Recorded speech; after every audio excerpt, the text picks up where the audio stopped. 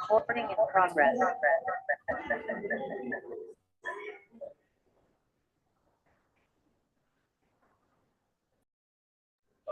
Oke, selamat malam teman-teman semua. Kami dari SII bekerja sama dengan Aprintri. Malam ini kita akan membawakan Milba untuk statistika 2. Langsung saja. Buat materi yang pertama, kita bakal bahas tentang General Factorial Design. Nah, jadi General Factorial Design ini merupakan desain eksperimen yang kita buat untuk meninjau kombinasi dari level-level yang ada gitu. Jadi kita meninjau efek utama dan juga interaksi antar faktor. Nah, itu kita gunakan factorial design. Nah, di sini kita punya dua hal yang ingin dicari, yaitu main effect dan juga interaction effect. Di bawah ini gambarnya, kira-kira gimana dua faktor itu punya efek A sama efek B. Kita bisa hitung main effect dan interaksi efeknya sebagai berikut.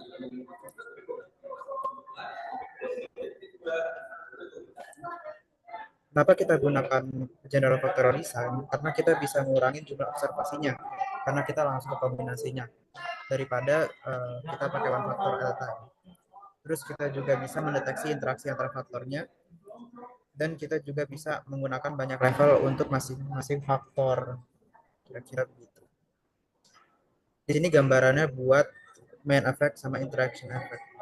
Jadi di sebelah kiri itu ada main effect, di mana kalau dia ada efek yang signifikan, maka garisnya akan saling memotong gitu. Sedangkan kalau dia tidak ada efek yang signifikan, dia akan seperti garis yang paralel.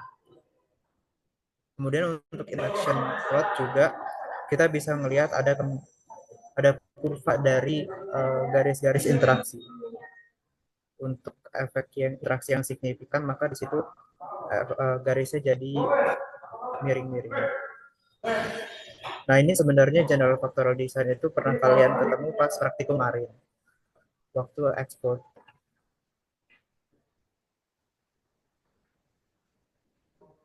Nah, selanjutnya adalah bentuk umum dari general factorial design. Di sini kita punya means model yang mana menjelaskan bagaimana dari masing-masing faktor itu punya efek.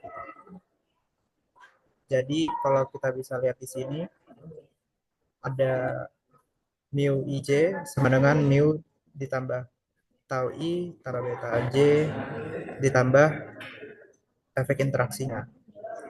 Nah, ini sebenarnya bentuk umum dari regresinya gimana nanti masing-masing faktor bakal berpengaruh pada masing-masing observe response, yaitu YIJK. Oke, selanjutnya gimana cara melihat dari general factorial design itu? Misal kita punya dua faktor, faktor A dan faktor B. Nah, kita akan mendefinisikan A sebagai row, faktor B sebagai column, maka nanti kita punya suatu tabel yang mana memiliki gabungan dari banyak data, faktor A, faktor B, terus juga replikasinya 1, 2, 3, 4, misalkan di kanan bawah ini. Dan ini rumus umum yang bakal kita gunakan untuk menjalankan general factorial design, di mana kita akan menggunakan subsquare. Rumusnya sebagai berikut, nanti kita bisa coba pakai.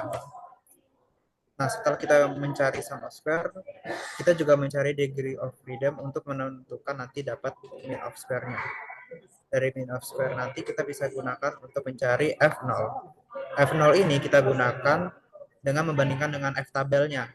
Menggunakan dari tabel F, nanti kita cari, baru kita bandingkan untuk menentukan kesimpulan apakah dia efeknya signifikan atau enggak. Nah, ini contohnya buat general factorial design. Misalkan kita dapat nih soal, terus kita punya material type untuk row-nya dan juga temperatur sebagai kolomnya. Di sini kita juga bisa lihat ada 4 kali replikasi. Dan nanti berarti yang pertama kita lakukan adalah menghitung sum of square total. Sum of square total kita jumlahkan kuadrat masing-masing semua datanya. Berarti ini 130 dikuadratin ditambah 155 kuadrat hingga ke 60 kuadrat. Baru nanti dikurangin keseluruhannya dikuadratin. Baru dibagi 36. Setelah SS total, kita ke SS main effect-nya. Jadi yang pertama kita buat material, berarti kita langsung aja 1/BN untuk dikali berarti 998 dikuadratin. Berarti yang sebelah sini. Kemudian 1300 dan juga 1500. Sama juga buat yang B, yang temperatur, tapi sekarang kita lihatnya di kolomnya. Ini semua kita tambahin.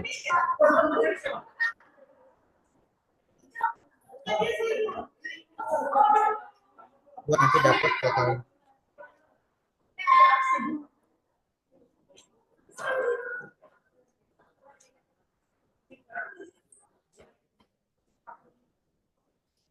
Selanjutnya kita bakal mencari sum of square dari interaction-nya, yang mana merupakan dari efek A dan efek B gitu. Jadi di sini kita harus lihat dari semua replikasinya ditambahin dulu. Dapat 539. Dan selanjutnya seperti itu.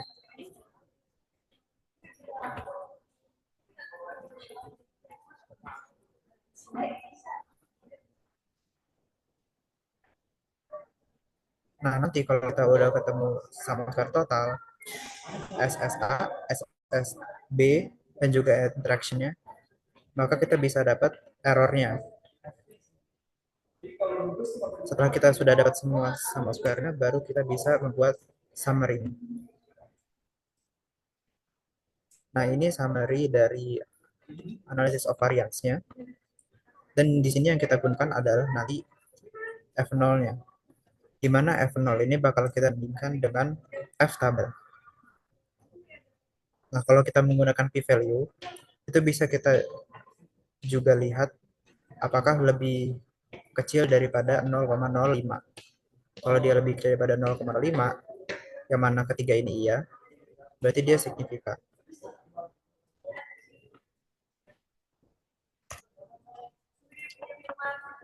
Dan ini gambarannya interpretasi dari plotnya, di mana kita bisa mendapatkan kalau tadi sebelumnya interaksi efek itu signifikan. Secara visualisasi kita bisa lihat kalau ini memang signifikan karena saling bertabrakan dan tidak terlalu paralel. Nah, ini berdasarkan angkanya juga kita bisa lihat kalau ada beberapa kesimpulan kayak material 3 lebih apa, material 1 lebih apa. Dan di sini kita juga bisa menggunakan pairwise identitas, di mana nanti kita bisa membandingkan antara rata-ratanya dari masing-masing faktor, sehingga bisa menemukan kesimpulan baru juga.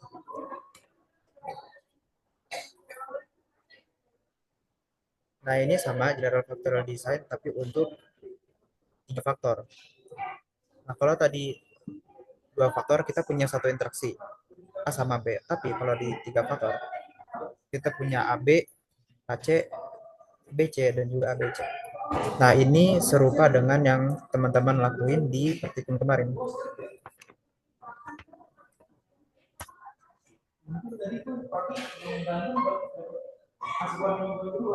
Nah, ini contoh soalnya.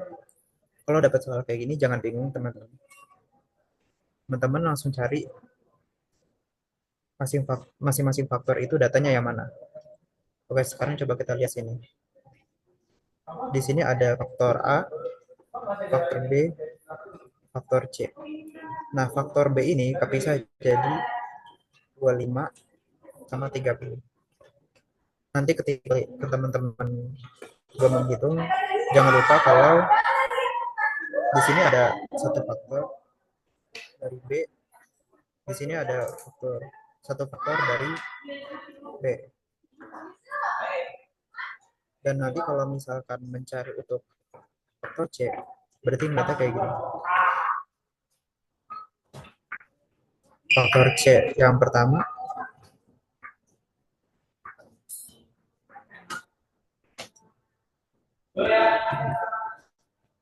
dan faktor C yang.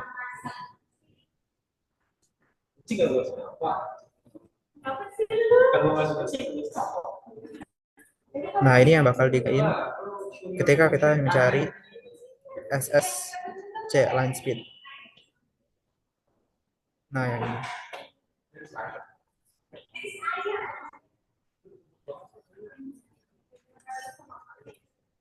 ini berarti yang hijau.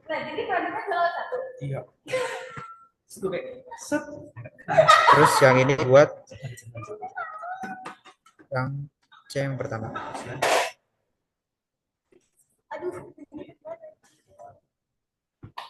Nah, sebenarnya lumayan tricky itu buat ketika interaction AB sama AC. Karena di sini kita berarti harus melihat interaksi antara masing-masing faktor itu kombinasi dari faktornya. Berarti misal yang A sama B. Berarti kita ngelihatnya kayak gini.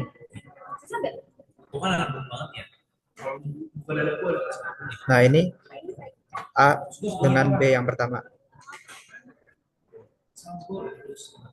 Ini A dengan B yang kedua. Nah, kalau A yang pertama untuk B yang pertama, berarti ngeliatnya kayak gini.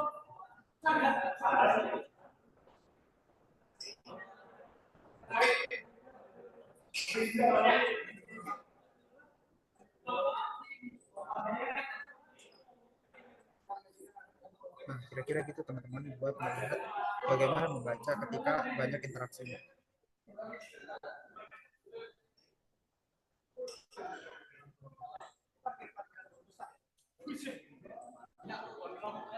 Dan ini nanti pas kerjainnya langsung aja dihitung masing-masing buat interaksi antara AB, AC, BC, ABC, subtotal, dan juga errornya. Dan akhirnya kita bakal ketemu summary. Di sini kita bisa melihat buat value yang lebih dari 0,05 maka dia kita reject.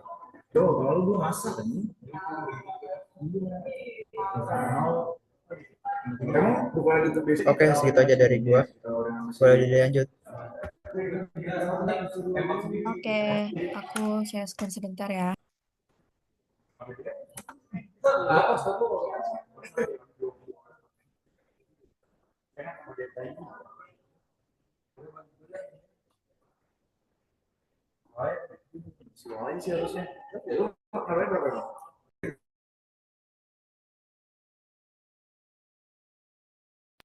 Udah aman ya, Kiel ya?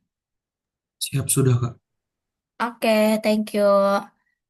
Oke guys, tadi kan kita udah belajar tentang General Factorial Design. Sekarang kita bakal belajar tentang 2K Factorial Design. Nah, apa sih bedanya General sama yang 2K? Kita next.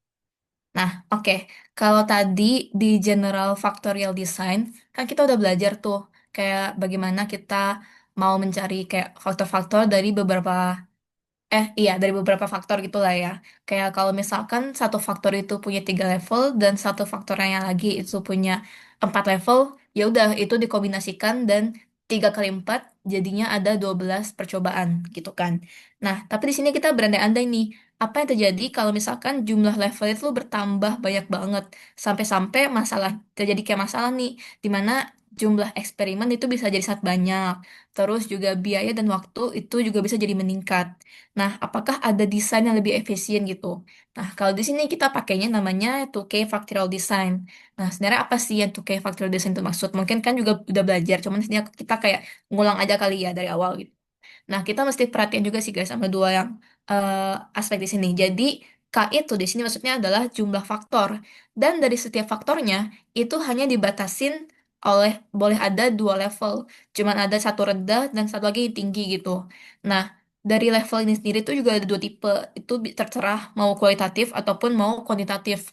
Kalau kualitatif itu contohnya kayak misalkan dua mesin nih, mesin A, mesin B, atau enggak kayak high and low levels. Terus juga bisa kayak ada dan tidaknya suatu faktor itu juga termasuk. Nah, kalau kuantitatif ya kita semua juga udah tahu lah ya. Kayak misalkan temperatur, pressure, waktu, dan segala macam gitulah.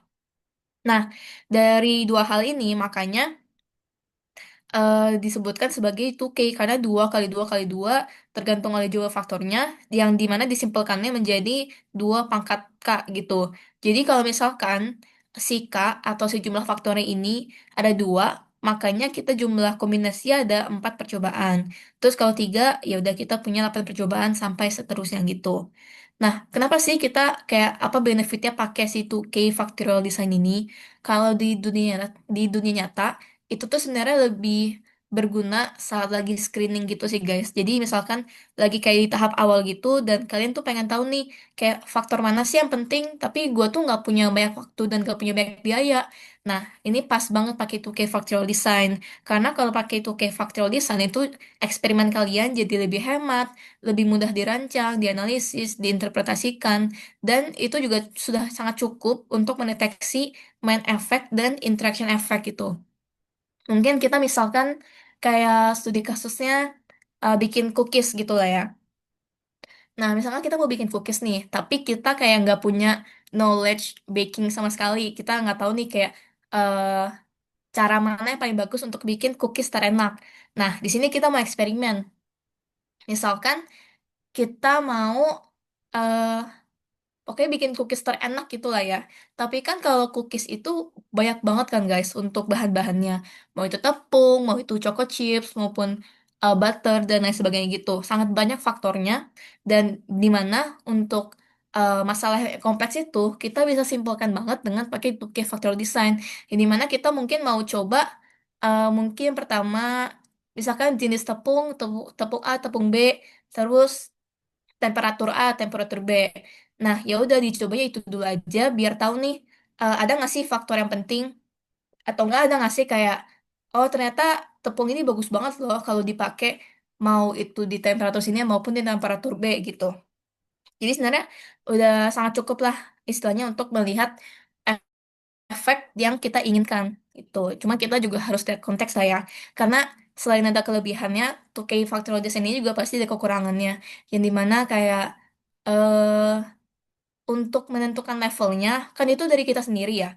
Dan kita tuh harus bisa menentukan level yang eh bukan asal-asalan gitu loh. Kita pengen kayak misalkan yang penting itu kita nggak boleh terlalu jauh, terlalu deket gitu misalkan.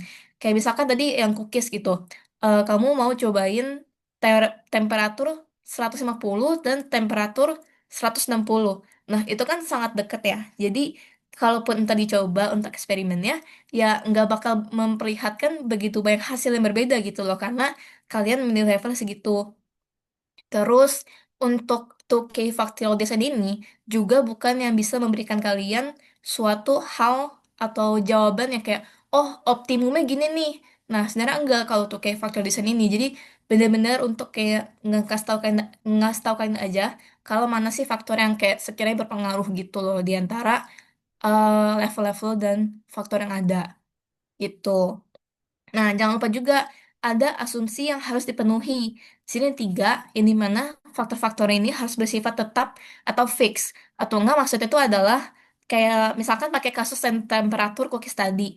Nah, ya udah kalian tuh milih level, kalian milih level. Nah, faktornya tuh memang apa yang kalian tuh pengen coba, bukannya kayak asal-asalan gitu loh.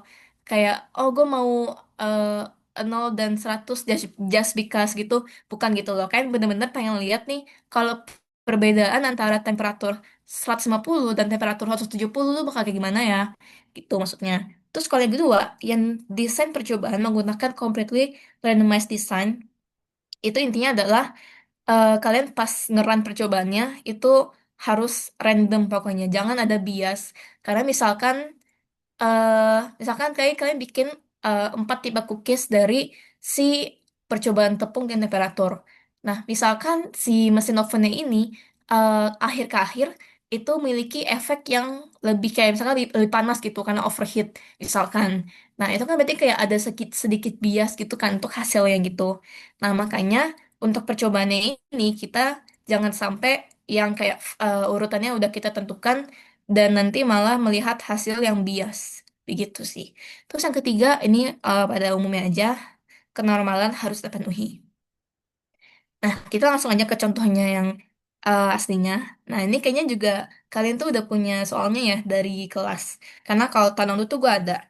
Cuman di sini mungkin gue kayak lebih langsung straight to the point aja apa sebenarnya yang dibutuhkan dan apa yang disebutkan di soalnya gitu. Simplify dikit.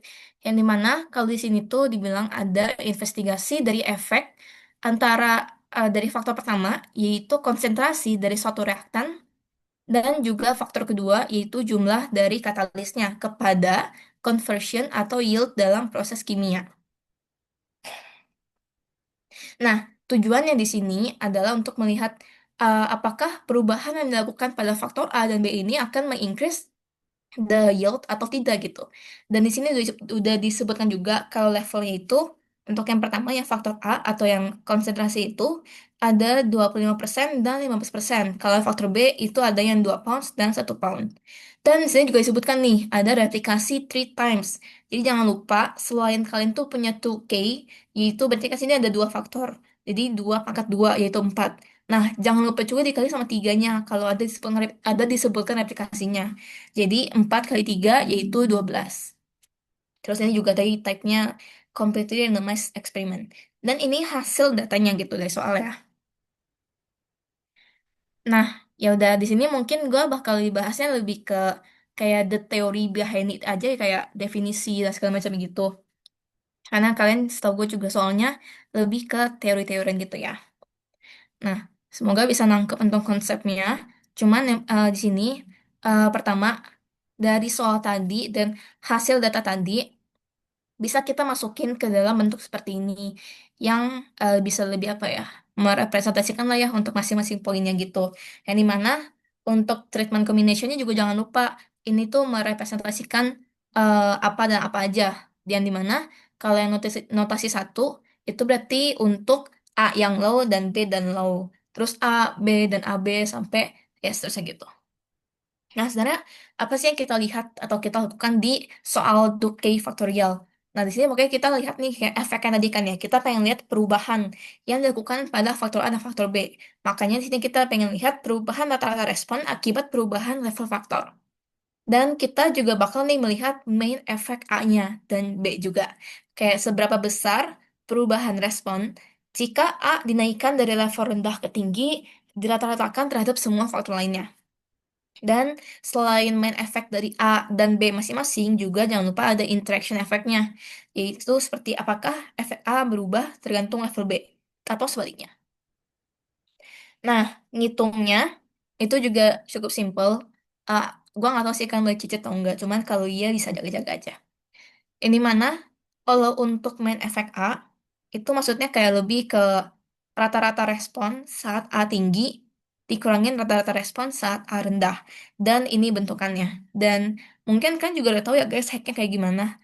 Kalau untuk penyebutan, apa bilanginnya, kontrasnya ini, yang dimana kan ini nyari A nih. Terus ini AB plus A min B min satu. Nih, kita lihat di sebelumnya, untuk yang A. Wait, A itu apa? Ya, oh ya sini sini A sini. Nah, ini bisa kita lihat kalau sebenarnya bagusnya kalau ada notasinya guys. Cuman ya kan apain aja lah. Kalau misalnya ini kan A low B low. Nah, berarti itu satu kan kalau nggak salah. Nah, berarti nanti di rumusnya itu bakal min satu yang kayak di sini kan ada. Terus pokoknya kayak plus minus dari masing-masing notasinya itu bakal sesuai dengan ada di sini. Jadi diikutin aja kalau lupa misalkan. Dan sama juga untuk ngitung main efek B. Oh ya, belum diganti guys. Ini efek B maksudnya ya. Dan ini ada rumusnya. Dan selalu dibagi dua N karena ada dua level dan N replikasi. Gitu. Dan untuk interaction efek AB-nya, itu adalah perbedaan rata-rata efek A pada B tinggi dan B rendah. Nah, ini rumusnya juga. Dan jangan lupa kalau interaksi ini tuh bukan sama dengan penjumlahan efek. Jadi bukan berarti kayak main efek A ditambah main efek B itu menjadi interaction efek AB. Enggak, karena kan kita sebenarnya pengen lihat kayak hubungan antara A ke B gitu kan. Kayak apakah A mempengaruhi B atau sebaliknya gitu. Sedangkan kan kalau main efek di sini dia itu cuma melihat kayak diri sendiri doang itu antara A tinggi, A rendah, B tinggi, B rendah gitu. Nah, ini hasilnya langsung aja kali ya nggak usah. Karena kan ini sebenarnya tinggal dimasuk-masukin doang gitu. Terus tinggal diinterpretasikan aja. Yang dimana kita lihat nih kalau di main efek A, dia itu hasilnya positif. Yang berarti kalau kita menaikkan konsentrasi reaktan, which is kayak faktor A itu, dari 15 ke 25, itu juga bakal meningkatkan hasil eksperimen. Nah, tapi sedangkan kalau kita TB nih kan hasilnya negatif. Nah, itu berarti kalau misalkan kita meningkatkan nih seperti apa yang kita sudah coba sebelumnya, kita ningkatin tapi hasilnya minus. Berarti itu maksudnya adalah semakin ditingkatkan itu juga akan menurunkan hasil eksperimennya gitu. Dan untuk interaction efek AB sendiri, di sini kan bisa terlihat kecil ya. Kecil tuh maksudnya kayak dibandingkan dengan hasil lainnya gitu, ini tergolong kecil gitu, tidak terlalu signifikan. Makanya kita nggak usah terlalu perhatiin. Yang berarti emang interaction efeknya tuh nggak sebesar itulah. Nah, begitu. Terus, sebenarnya ini kayak cukup teorinya juga. Tapi jangan lupa, untuk two key factorial design itu adalah orthogonal design gitu. Ini mana artinya, efek A, B, dan AB itu saling independen dan tidak saling tercampur. Kayak contohnya, kamu pengen mengukur A gitu. Nah, itu nggak bakal mengganggu pengukuran B atau AB karena masing-masing tuh dihitungkan dengan kontras yang berbeda. Kontras itu apa? Kontras tadi maksudnya adalah yang kayak ininya sih guys, rumusnya gitu kayak AB plus A min B min satu. Masing-masing kan beda gitu ya. Jadi itu nggak bakal mempengaruhi perhitungan dari kontras lainnya. Dan juga karena si 2K ini ortogonal, makanya setiap efek tuh punya satu derajat bebas dan juga sum of squares-nya itu bisa dihitung terpisah dan interpretasi efeknya itu bisa lebih jelas. Oke, boleh dilanjut.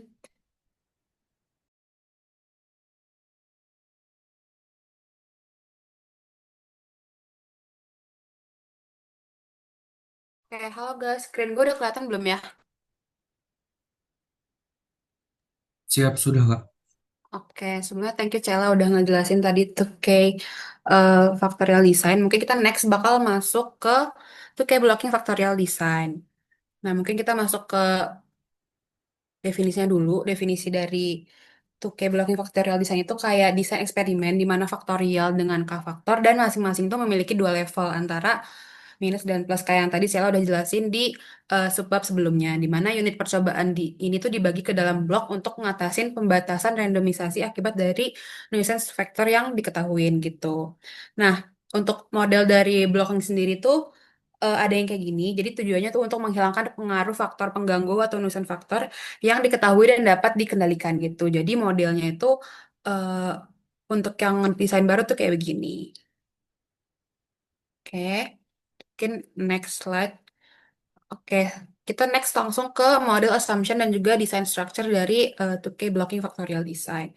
Nah, eh, asumsi pada model ini bakal nyatain bahwa interaksi antara blok dan pelakuan itu dapat diabaikan gitu. Nah, dalam praktiknya berbagai kondisi atau fenomena tuh bisa menyebabkan adanya pembatasan randomization atau blocking, sorry, seperti faktor waktu dan operator. Nah, contohnya nih, kalau misalnya semua eksperimen faktorial tuh nggak bisa dijalani dalam satu hari. Nah, maka peneliti bisa ngejalanin satu replikasi pada satu satu hari pertama. Terus nanti dia bakal ngakuin replikasi kedua di hari-hari berikutnya dan seterusnya gitu. Nah, jadi setiap hari tuh bakal dilakuin sebagai satu blok. Nah, blocking sendiri tuh punya desain atau strukturnya. Jadi struktur umum dari itu kayak faktorial blocking itu yang pertama jumlah kombinasi perlakuan sama dengan 2 pangkat K dengan K dan faktor masing-masing itu 2 level. Terus juga yang kedua, setiap blok berisi satu replikasi lengkap dari seluruh kombinasi dan pelakuan. Terus juga yang ketiga, randomisasi yang dilakukan di dalam setiap blok dan bukan antar blok. Sama yang terakhir itu, blok itu merepresentasikan nuisance factor yang diketahui, misalnya kayak waktu gitu. Nah, mungkin kita lanjut ke struktur ANOVA pada 2K blocking factorial design. Ini ada rumus-rumus ANOVA-nya. Nah, mungkin kalian mungkin bingung kenapa sih kita ngelakuin ini ANOVA pada 2K blocking. Nah, tujuannya itu untuk memisahkan pengaruh blok dari error dan juga ningkatin ketelitian estimasi efek faktor dan juga interaksi. Nah, ini juga ada rumus ANOVA estimator buat bloknya. MS blocks dikurang MS error per AB gitu. Next, kita masuk ke contoh soal. Misalnya diketahui faktor A fosfor type itu ada dua level. Sebenarnya tiga guys. Ini nggak pure dua blocking factorial design, tapi konsepnya mirip-mirip. Terus juga faktor B-nya glass type, B-nya sama dengan dua level. Bloknya itu tiga, sama dengan N-nya tiga. Ini ada tiga. Terus juga total observasinya itu tinggal dikali-kali aja. Dua kali dua dikali tiga. Dikali dua itu 12. Terus yang pertama harus kita cari itu sum of square-nya. Di sini buat nyari faktor A. Ada rumusnya ini dan juga faktor B. Nanti Kak, untuk nyari satu-satunya bisa dimasukin aja ke rumusnya. Dan ini step by stepnya untuk SS fosfor type-nya bisa kita jumlahin dulu ini. Fosfor satunya dijumlahin segini dan hasilnya 243.000 dan juga sampai fosfor tiganya. Dan kita lanjutin ke perhitungan ini. Gitu. Next, kita nyari SS lanjutannya. B-nya sama dengan 2 dan juga N-nya 3. Tinggal dimasukin aja rumusnya dan hasilnya sekian untuk SS fosfornya. Terus kita lanjut ke SS glass type-nya. Itu kan diketahui glass satu itu totalnya sekian dan juga yang 2 sekian. Nah, dimasukin lagi ke rumusnya gitu guys. Jadi kayak beneran tinggal masukin aja angka-angkanya ke rumus-rumusnya begitu. Lanjut. Jadi beneran nyari SS dari setiap faktor-faktor gitu sih guys. Ini tinggal dimasuk-masukin ada lagi sesuai step by step di sini dan sampai akhirnya nemu SS total dan juga SS errornya gitu. Tapi tambahannya di sini juga ada SS block. Jadi jangan lupa diikutin step by stepnya. Dan yang terakhir jangan lupa disusun tabel ANOVA-nya. Jadi intinya dari soal ini blocking tuh nggak memberikan manfaat yang signifikan banget pada eksperimen yang tadi dilakukan di awal gitu. Mungkin bakal dilanjutin sama temen gue. Thank you.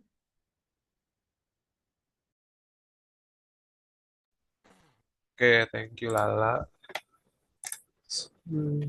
Ya, oke. Screen gue udah aman ya?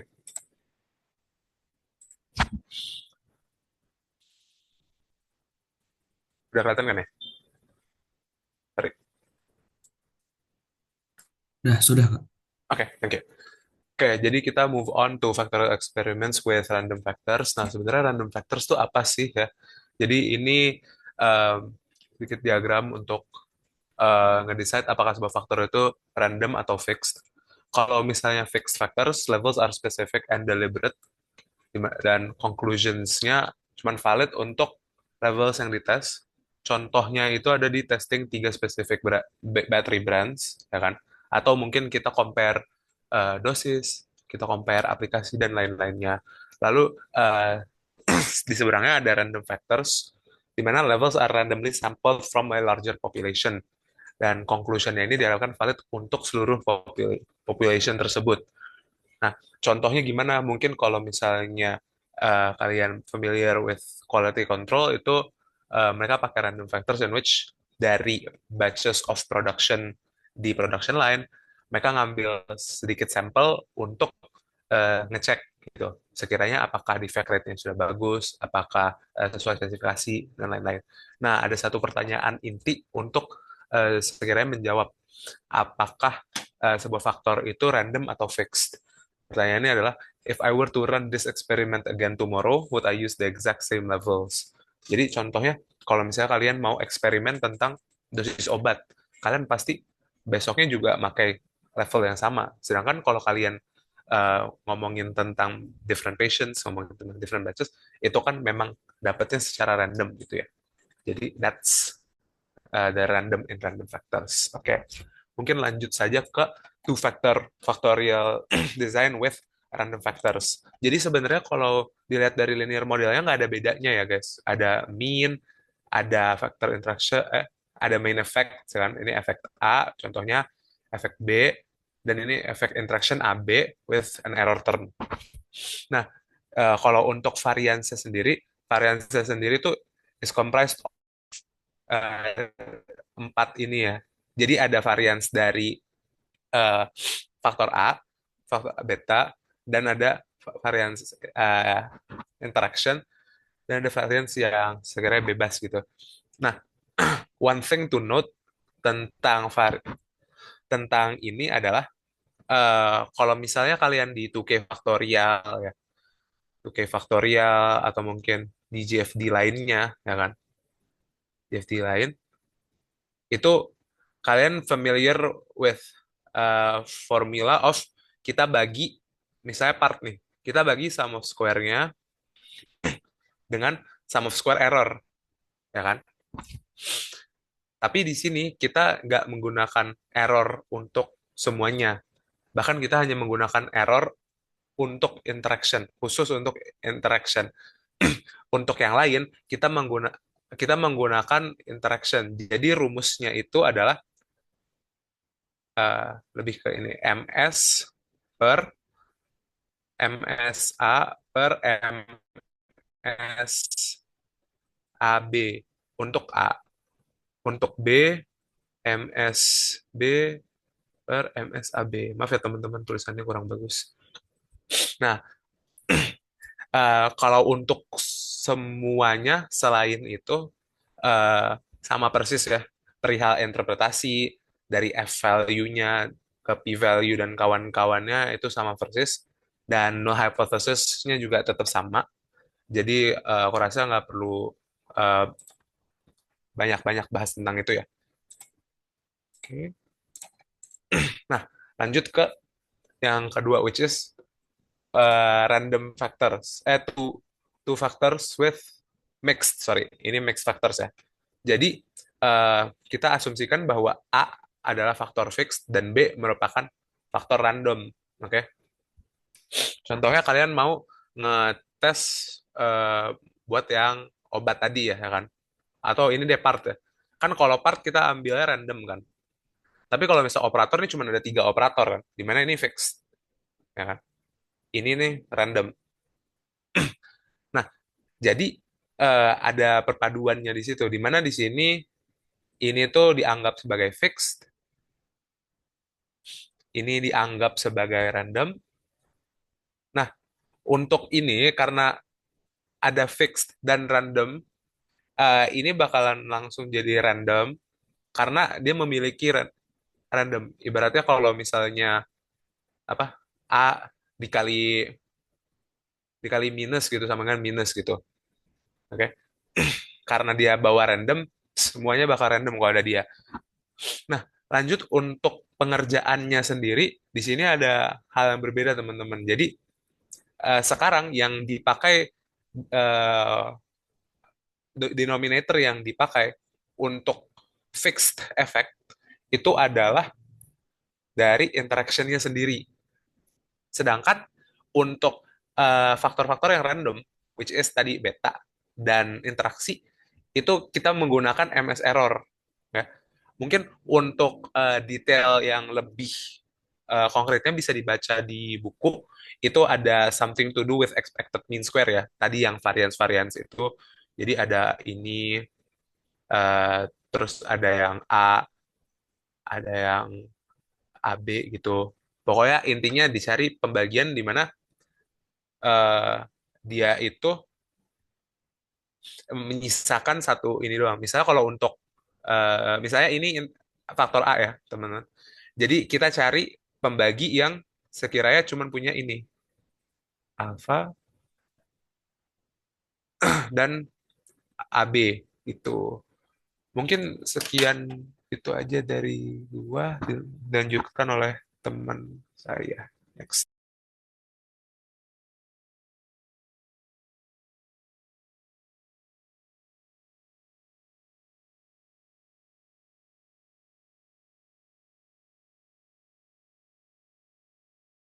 Oke, thank you Nafis. Kira-kira udah kelihatan belum lah share screen dari gue? Siap, sudah nggak? Oke, ntar ya.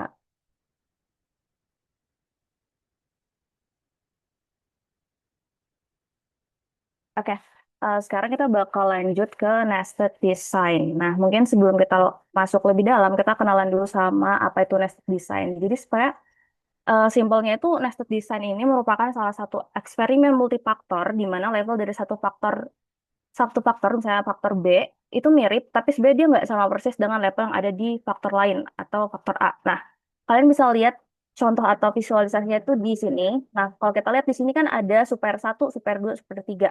Terus ada batches, ada yang 1, 2, 3, 4, 5, 6, 7, 8, 9, 10, 11, 12. Nah, ini tuh kenapa dia nested? Karena sebenarnya batch yang di supplier 1, yang batch 1 ini, itu tuh dia nggak sama dengan batch yang si 5 ini yang di supplier 2. Nah, kalau untuk model statistik linearnya, untuk yang tipe nested design yang two stage ini, itu modelnya seperti ini. Sebenarnya mirip-mirip juga kayak yang sebelumnya. Dan untuk sum of square-nya, kalau sum of square totalnya juga masih sama kayak ANOVA-ANOVA pada umumnya. Dan untuk degree of freedom totalnya, itu juga seperti ini. Dan kita mungkin langsung aja ke expected mean square-nya. Nah, mungkin ini yang agak jadi pembeda ya dari yang sebelum-sebelumnya. Karena kalau di nested design itu ada yang namanya expected mean square. Nah, nah di sini tuh dia ada kalau untuk two stage dia tuh ada beberapa model ya. Ada yang A-nya fix, B-nya fix, ada yang A-nya fix, B-nya random, terus ada yang A-nya random, B-nya random, dan itu eh, rumus dari expected mean square-nya itu juga beda-beda kecuali untuk yang errornya itu sendiri. Nanti mungkin bakal biar agak kebayang nanti bakal kita contohin di latihan soalnya. Dan untuk ANOVA-nya itu eh, caranya kayak gini, masih mirip-mirip lah sama yang udah pernah kita pelajari sebelumnya. Dan juga sebenarnya expected mean square ini di sini tujuannya itu untuk apa? Sebenarnya itu juga untuk ngebantu kita nentuin nantinya itu pas kita hitung si nilai F-nya itu, kan nilai F itu kan kita rumusnya mean square dari yang kita mau cari itu dibagi berapa. Nah, itu kita pakai bantuan expected mean square untuk nentuin denominatornya yang tepat. Nah, ini contoh soalnya ini sebenarnya ada di buku juga. Di mungkin kalian bisa baca juga. Jadi intinya sebenarnya di contoh soalnya ini, jadi eh, si company ini dia tuh pengen cari tahu nih dari tiga di situ ada tiga supplier yang mana ada masing-masing supplier tuh ada 4 batch dan eh, kalau kita lihat di soalnya sendiri dia tuh bilang kalau misalnya raw material dari tiap batch ini dia dipilihnya secara random. Nah, sedangkan kalau suppliernya kan dia nggak kasih tahu nih, berarti kita bisa asumsikan kalau suppliernya itu fix. Terus di sini itu dia, kalau kita lihat lagi dia ada 3 replikasi. Ada 1, 2, 3. Nah, dan caranya gimana? Jadi di awal kita jumlahkan dulu batch total dari tiap-tiap batch yang ada ini. Ini kalian bisa lihat di sini. Ini dijumlahkan, dijumlahkan, dijumlahkan. Terus kalau untuk supplier totalnya juga yaudah tinggal dijumlah-jumlahkan aja dan kita langsung aja masuk ke cara ngitung sum square totalnya, sum square yang untuk A-nya. Nah, mungkin di sini uh, agak ini ya agak bingung kalau kita lihat model matematisnya. Tapi sebenarnya ini simple aja guys. Yang contohnya yang di sum of square total yang sigma i mulai dari 1 sampai dengan A dan bla bla bla ini tuh sebenarnya apa? Sebenarnya tuh kalau yang bagian ini, ntar gue pakai ini deh. Wait. Nah, yang bagian ini tuh didapatnya dari mana? Itu tuh sebenarnya penjumlahan dari, sorry. Nah, itu tuh sebenarnya penjumlahan dari semua nilai-nilai ini. Mulai dari 1 kuadrat ditambah min 2 kuadrat sampai nanti yang ini. Yang, sorry. Sampai nanti yang bagian ini. Nah, terus kita lanjut aja. Oke. Nah, terus nanti dikurangi sama si 13 kuadrat per 36. 13 ini dapat dari mana? Nah, 13 ini sebenarnya dapat dari penjumlahan semuanya. Tapi bedanya kalau yang tadi kan kita kuadratkan. Kalau yang ini dijumlahkan aja semuanya. Nah, supaya nggak ribet, bisa langsung dari penjumlahan yang ini. Min 5 ditambah 4 ditambah 14. Nanti hasilnya itu sama dengan 13. Nah, nanti kalian eh, bisa masukin aja rumusnya. Di sini juga udah aku tambahin juga penjelasannya. N itu apa? N itu jumlah replikasinya. Terus A itu jumlah level di faktor A. Faktor A tadi kalau dalam konteks soal ini tuh si suppliernya. Terus kalau B, jumlah level di B itu berarti si batch-nya kalau di konteks soal ini ya.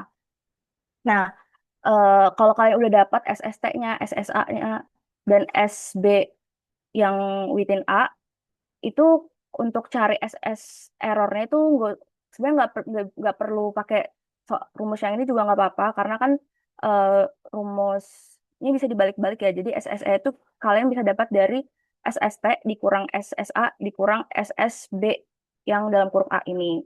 Nah, terus yang bagian ini eh, cari F0-nya. Nah, mungkin di sini ada pembedanya ya. Nah, kalau biasanya kan kita langsung aja nih dari MS main square dari si suppliernya kita langsung bagi sama error. Nah, tapi kalau di konteks nested ini kita lihat dari nilai expected mean square-nya yang mana yang dia itu eh, mirip-mirip atau kayak cuman bedanya itu mungkin sedikit aja. Nah, kalau kita lihat antara supplier sama si batch-nya, itu kan bentuk mean square-nya mirip ya. Dia cuman beda yang di bagian ini aja. Makanya kita untuk F0 di suppliernya ini, cara carinya itu mean square dari suppliernya, kita bagi sama mean square dari si batch ini. Nah, sedangkan untuk mean square dari si batch-nya, kita bagi sama si error, karena modelnya mirip model expected mean square-nya ini. Nah, terus kalau untuk nyari kesimpulannya sebenarnya sama aja kayak ANOVA pada umumnya. Kalau misalnya F0-nya ternyata lebih gede dari F tabel, berarti dia reject H0. Dan kalau misalnya eh, pakai V-value juga eh, masih aturannya masih sama. Terus kita next.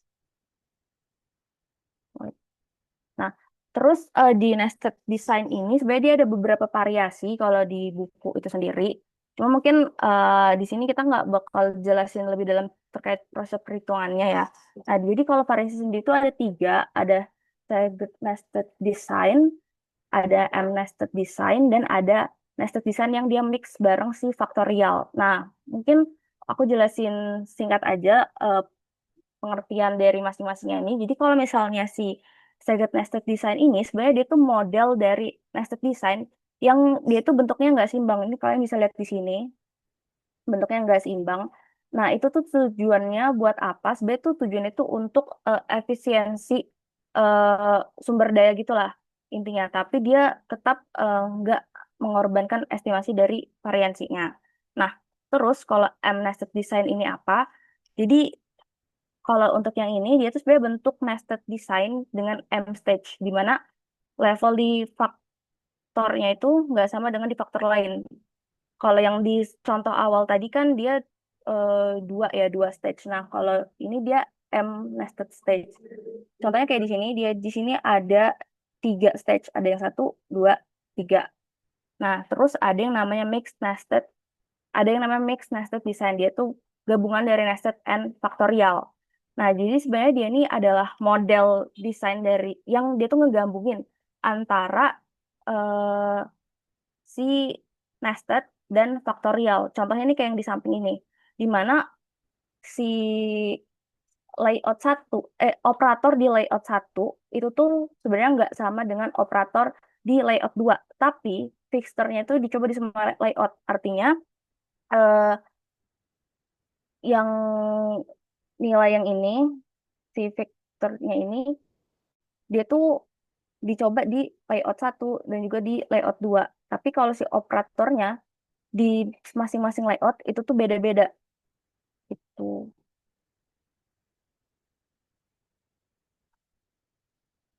Oke, mungkin boleh dilanjut sama teman gue selanjutnya. Oke, gue sebentar ya.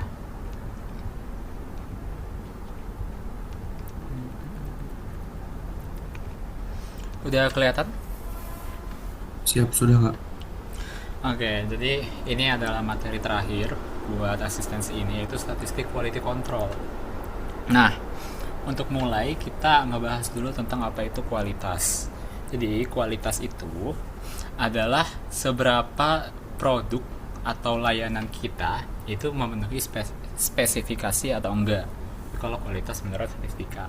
Nah, karena pengertiannya seperti itu, maka kualitas ini tuh akan berbanding terbalik dengan variability. Uh, Reminder lagi, jadi variability itu adalah seberapa produk yang dihasilkan itu beda-beda. Kalau variabilitasnya makin tinggi, setiap produk yang dihasilkan itu perbedaannya bisa jauh-jauh banget gitu. Padahal produknya adalah merek yang sama, diproduksi di tempat yang sama, tapi kalau variability-nya tinggi, artinya perbedaan masing-masing output produknya itu bisa beda-beda, dan itu tidak baik dalam hal statistika. Makanya dari dalam hal kualitas. Makanya dari itu kualitas itu berbanding terbalik dengan variabilitas. Oleh karena itu, kalau kita ingin meningkatkan kualitas, maka caranya adalah dengan menurunkan variability-nya. Seperti itu.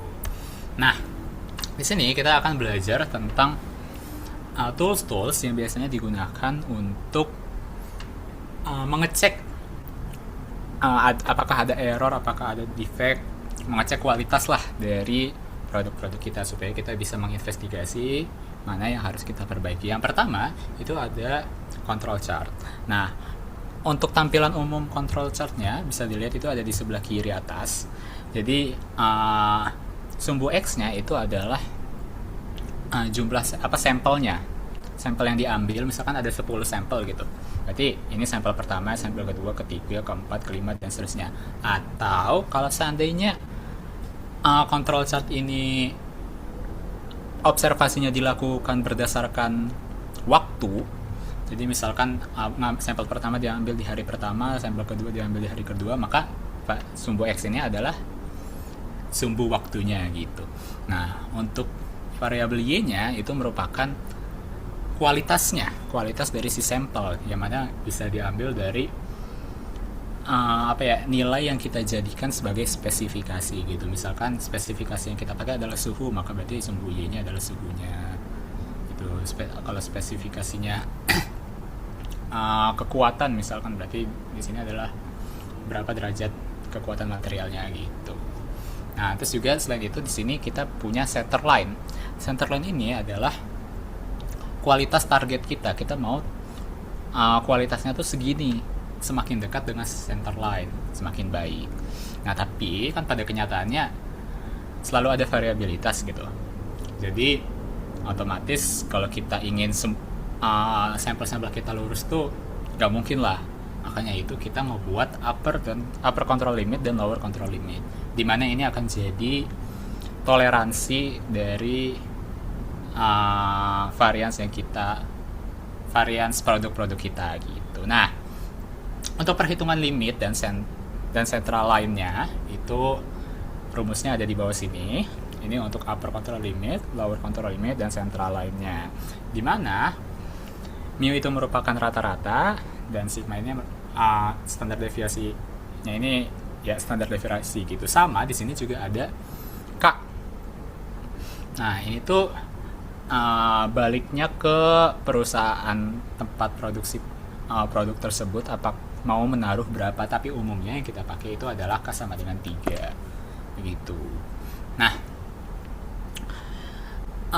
control chart ini ada banyak jenisnya, tapi yang kita pelajari itu bisa dibagi ke berdasarkan beberapa hal nih. Yang pertama, kalau berdasarkan tipe datanya. Kalau untuk control chart dengan tipe data continuous itu berarti artinya setiap nilainya itu konsisten. Kayak misalkan suhu, perbedaan dari 10 derajat ke 11 derajat itu sama dengan perbedaan 11 derajat ke 12 derajat gitu. Nah, tipe kedua itu adalah discrete distribution, control chart yang menggunakan discrete distribution, atau yang kalau di gambar grafik itu bentuk chartnya kayak putus-putus gitu loh, kayak jumlah defect misalkan jumlah barang, jumlah jumlah produk gitu-gitu. Nah, dari si continuous ini kita bagi dua lagi. Ada yang bersubgrup dan ada yang data individual. Mungkin gue jelasin yang data individual dulu. Data individual itu, jadi ketika kita melakukan observasi untuk membuat control chartnya, untuk melihat apakah kualitasnya sudah memenuhi atau enggak. Nah, ketika kita melakukan observasi ini, data individual artinya kita ngambil sampelnya itu satu-satu. Kita ngambil satu sampel, kita ukur, ngambil satu sampel, kita ukur gitu. Dan setiap sampel itu berdiri sendiri, jadi satu sampel aja. Nah, sedangkan kalau bersubgrup, artinya sekali kita melakukan observasi itu kita bisa langsung banyak sampel. Sekali observasi ngambil 5 sampel gitu misalkan. Nah, nanti nilai yang digunakan untuk mewakili grup sampel itu adalah si rata-ratanya gitu. Nah, berikutnya untuk discrete distribution itu sebenarnya ada banyak pembagiannya, ada banyak tipenya. Cuman yang dipelajari kalau berdasarkan PPT kelas kalian itu cuman ada 2, P-chart sama U-chart gitu. Jadi kita cuma akan belajar P-chart sama U-chart. Nah, di sebelah kanan ini itu ada pembagian zona dari si control chartnya. Bisa dilihat ini ada zona A, zona B, zona C, zona B bawah, zona A gitu, zona A bawah. Nah, kenapa zona-zona ini perlu dilakukan? Nah, zona-zona ini tuh ditentukan berdasarkan jumlah K-nya ya. Jadi kalau K-nya 3 itu masuknya zona A gitu. Nanti garisnya akan kebentuk zona A. Ketika K-nya kita ubah jadi 2, nanti dia akan kebentuk garis di zona B gitu. Nah, kenapa ini penting? Karena umumnya kalau di upper control di control chart yang biasa itu kan kita cuman melihat bahwa kalau seandainya data kita ada yang melebihi control limit gitu, kayak contohnya yang ini kan lebih dari control limit atau yang ini lebih rendah dari control limit. Nah, itu jelas bahwa artinya sampel tersebut defect atau sampel tersebut cacat gitu. Tapi sebenarnya bentuk kualitas yang jelek itu tidak ditentukan cuman berdasarkan yang lewat jauh dari kontrol limitnya, tapi ada juga nih tipe yang kedua, misalkan kita udah 2 kali berturut-turut ada sampel yang masuk ke zona A. Kalau udah 2 kali berturut-turut kayak gini nih, 2 kali masuk zona A baik atas atau bawah, itu juga kita harus investigasi lebih lanjut apa penyebabnya gitu. Terus bisa juga kalau seandainya udah ada 5 apa ini sebutannya, 5 sampel atau 5 subgroup sampel yang ada masuk ke zona B gitu. Itu juga kita udah harus investigasi apa penyebabnya, karena artinya ada masalah di proses kualitas kita. Atau satu lagi, ada lagi ketika ada 8 sampel yang terjadi berturut-turut di grup C. Itu berarti juga kita perlu investigasi ya. Jadi yang perlu diinvestigasi itu yang 1 keluar dari upper control limit sama lower control limit, 2 masuk ke zona A, 5 masuk ke zona B, dan 8 masuk ke zona C gitu. Next. Nah, kita masuk ke jenis control chart yang pertama, yaitu variable control chart. Jadi variable control chart ini adalah yang datanya continuous. Nah, yang kita pelajari sekarang adalah IMR, Individual Moving Range. Karena dia individual sesuai namanya, maka ini adalah tipe control chart yang datanya individual. Nah, di sini ada 2 chart, bisa dilihat di sebelah kiri. Chart yang pertama atau individual value, jadi ini adalah nilai dari masing-masing sampelnya. Sedangkan nilai yang di bawah itu adalah moving range. Jadi ini adalah nilai perubahan yang terjadi. Ini kan kalau bisa dilihat teman-teman, nilai sampel kedua tuh ada di titik sini nih, mungkin di sekitar 5. Sedangkan nilai di titik 1 di sampel 1 itu ada di angka 2,5. Ini 3,5. Nah, ketika kita kurang, itu kan hasilnya 1. Makanya di sini di moving range nilai pertamanya adalah 1. Dan itu juga kenapa kalau di moving range tidak ada sampel pertama, karena mulainya memang dari sampel kedua, soalnya 2 kurang 1 gitu. Nah, untuk menentukan upper limit central line dan lower limitnya, itu kita pakai rumus yang ini. Nah, gimana kita tahu nilai E2, D3, D4? Itu bisa lihat dari tabel di sebelah sini. Mungkin juga bisa kalian cek di buku atau cari di internet untuk ngelihat tabel ini. Tapi khusus untuk individual moving range, karena dia ini datanya individual dan kita ngitungnya itu, kalau di yang ini, yang di range itu adalah dua sampel kita kurang, jadi pasti yang dipakai nilainya adalah nilai yang ini nih, E nya 2660, D nya 1128, D3 nya 0, D4 nya 3267. Jadi untuk IMR chart itu sama aja, nilai D, E dan lain-lainnya gitu. Lanjut. Ini berikutnya merupakan X bar R chart. Nah, ini termasuk ke control chart yang continuous dan datanya bersubgroup. Karena datanya bersubgroup, artinya dalam sekali mereka melakukan observasi, mereka tuh bisa ngambil beberapa sampel sekaligus, dan mereka menggunakan rata-rata untuk mewakilkan grup sampel tersebut. Nah, ada dua chart. Yang pertama adalah X bar chart. X bar chart ini berarti setiap subgrupnya itu diwakilkan oleh rata-ratanya. Jadi ini sebenarnya rata-rata grup pertama, ini rata-rata grup kedua, ini rata-rata grup ketiga gitu. Nah, kalau di bagian bawahnya range chart itu adalah seberapa jauh data yang paling tinggi dikurangi dengan data yang paling rendah di subgroup yang sama. Jadi kan misalkan sekali ngambil subgroup itu ada 5 sampel, pilih yang paling tinggi, pilih yang paling rendah, kita kurangi. Nah, itu yang akan kita pakai untuk range chartnya, seperti itu. Dan di sebelah kiri ini adalah cara kita untuk mencari center line untuk yang X bar, upper control limit untuk yang X bar, lower control limit untuk yang X bar, dan central line untuk yang range chart, upper control limit untuk yang range chart, lower control limit untuk yang X chart. Dan di sebelah sini ya tadi udah sempat dijelasin kalau setiap sampelnya, setiap subgrupnya itu diwakili oleh rata-ratanya. Jadi ini adalah perhitungan untuk rata-ratanya. Nah, di sini kan ada nilai A, D4, D3 itu berdasarkan tabel yang di sebelah sini. Bisa juga dilihat di buku atau dicari di internet. Disesuaikan dengan jumlah sampel per subgrupnya. Kalau misalkan sekali observasi ngambil 5, berarti A-nya 0,58, D-nya 0, D3-nya 0, D4-nya sekian gitu. Oke, next. Variable control chart untuk X bar dan S chart. Sama aja seperti yang X bar R chart, cuma di sini X barnya R chartnya, range chartnya kita ganti dengan S chart atau standar deviasi. Jadi kalau yang di sebelah sini itu adalah range atau perbedaan terbesar, sedangkan di X bar S chart adalah standar deviasi dari masing-masing grup. Sama di sebelah sini ada cara kita untuk mencari upper control limitnya dan center line.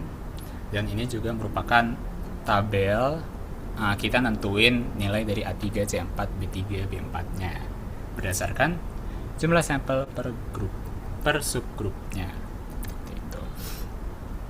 Nah, lanjut.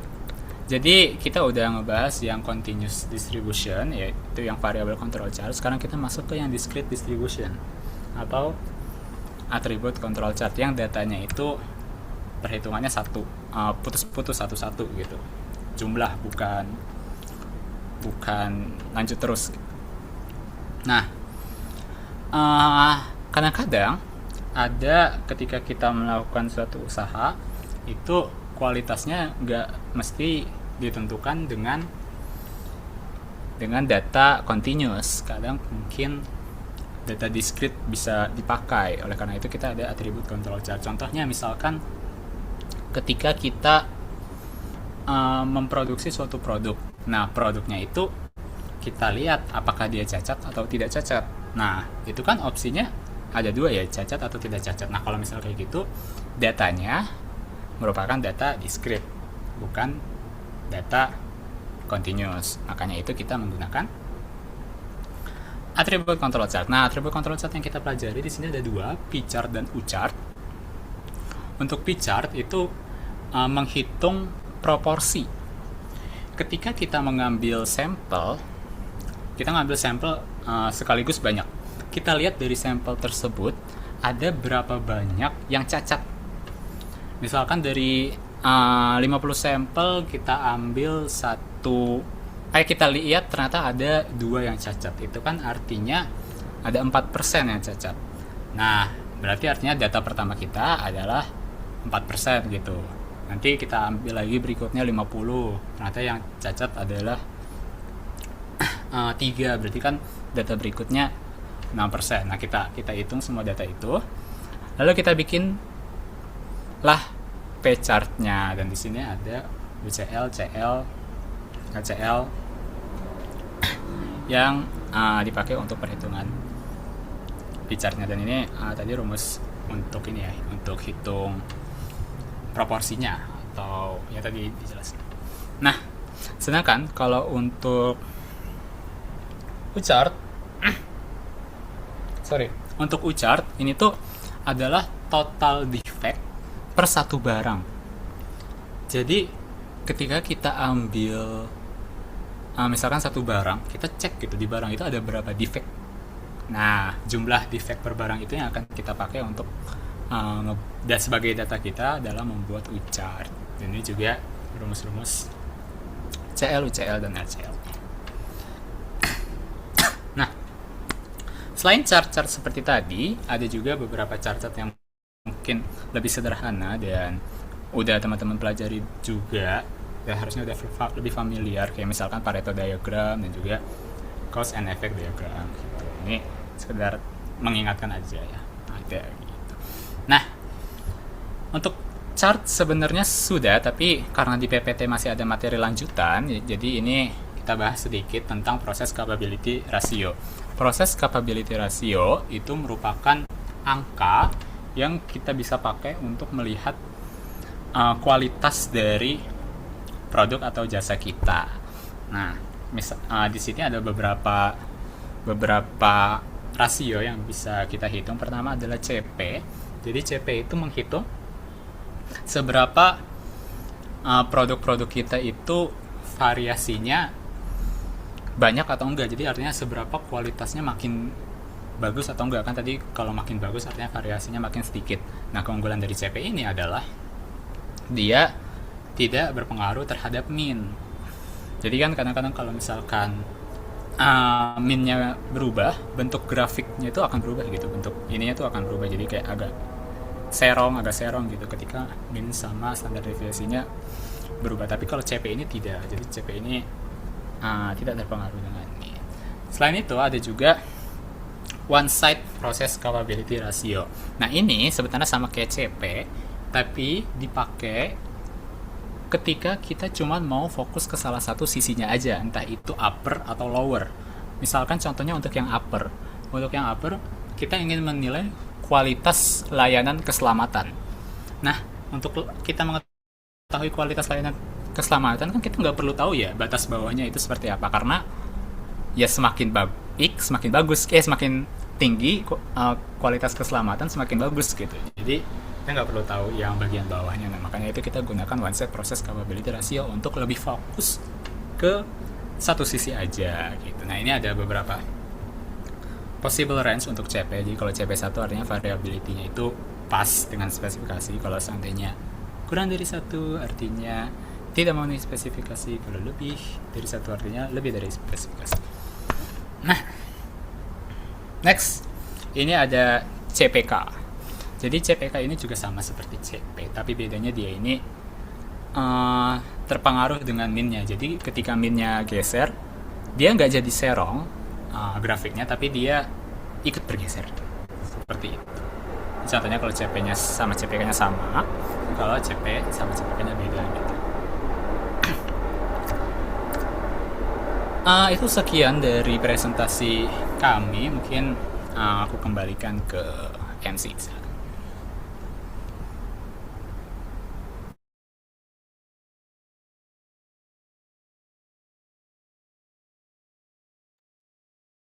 Baik, terima kasih banyak kakak-kakak SKI yang telah bersedia mengisi sesi Milba pada malam hari ini. Mungkin bagi teman-teman yang telah menyaksikan, ada pertanyaan terlebih dahulu kah seputar materi atau ada pertanyaan atau soal dan sebagainya, teman-teman? Disilakan. Mungkin saya tunggu sampai 21.20 kali ya, teman-teman. Silakan.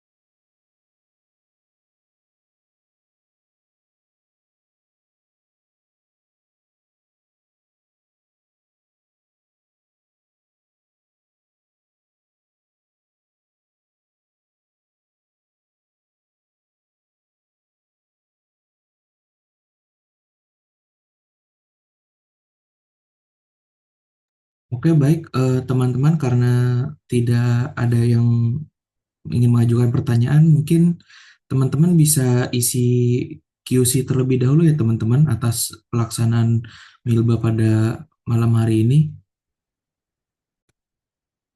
Mungkin aku berikan waktu 1 menit ya. Silakan di-scan atau bisa diklik melalui tautan yang ada pada chat di Zoom ini ya teman-teman yang sudah tertera. Mungkin akan saya berikan waktu sampai 21:21.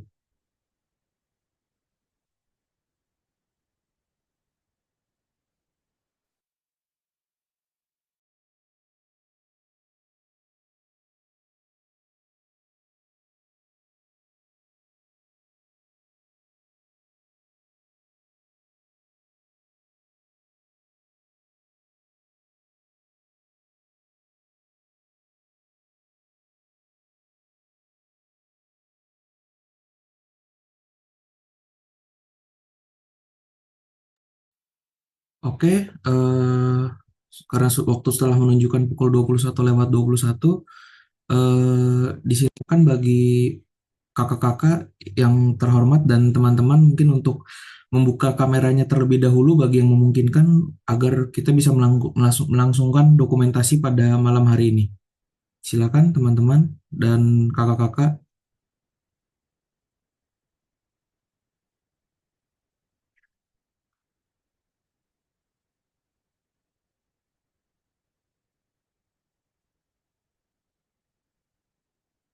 Diingatkan sekali lagi bagi teman-teman, bagi yang memungkinkan untuk menyalakan kamera, bisa segera dinyalakan ya teman-teman.